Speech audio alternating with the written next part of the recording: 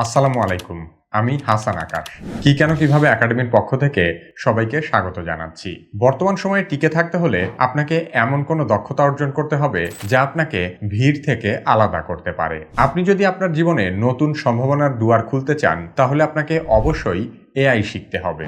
যারা অল্প সময়ে অধিক কাজ করে সময়ের চেয়ে এগিয়ে থাকতে চায়, যারা ইউটিউব, ফেসবুক বা অন্যান্য সামাজিক মাধ্যমের জন্য কন্টেন্ট ক্রিয়েট করে অথবা ফ্রিল্যান্সিং কিংবা ডিজিটাল প্ল্যাটফর্ম থেকে উপার্জন করতে চায়, নিজের কাজের ক্ষেত্রে স্মার্ট ও ফাস্ট হয়ে উঠতে পারেন, সে কারণে কি কেন কিভাবে একাডেমি নিয়ে এসেছে এআই দক্ষতা কোর্স।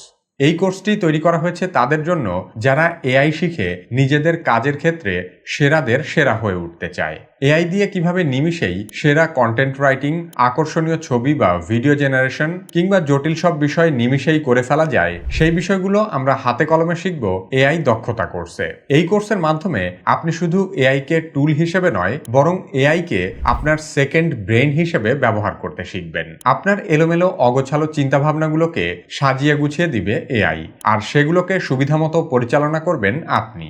আপনি যদি ভালোভাবে এআই বুঝে সঠিকভাবে কাজে লাগানোর মজাটা বুঝে যান, তাহলে ভবিষ্যতে আপনি আর কোনো কাজই এআই ছাড়া করতে চাইবেন না। বর্তমান সময়ের ইন্টারনেট ব্যবস্থার একটি বড় অংশ এআই এর উপর টিকে আছে। এমনকি বর্তমানে আপনি যে ভিডিওটি দেখছেন এর পেছনেও কোনো না কোনোভাবে এআই এর সম্পৃক্ততা রয়েছে।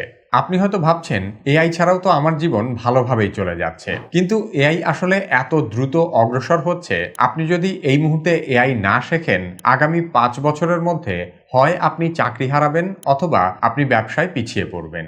এর থেকে বাঁচার একমাত্র উপায় হলো এআই কে আপনার দাসে পরিণত করা। কিন্তু সমস্যা হলো আমরা অনেকেই মনে করি আমি টেকনোলজি অত ভালো বুঝি না, কিন্তু তার জন্য আপনাকে কোনো বিজ্ঞানী বা প্রযুক্তিবিদ হওয়ার দরকার নেই।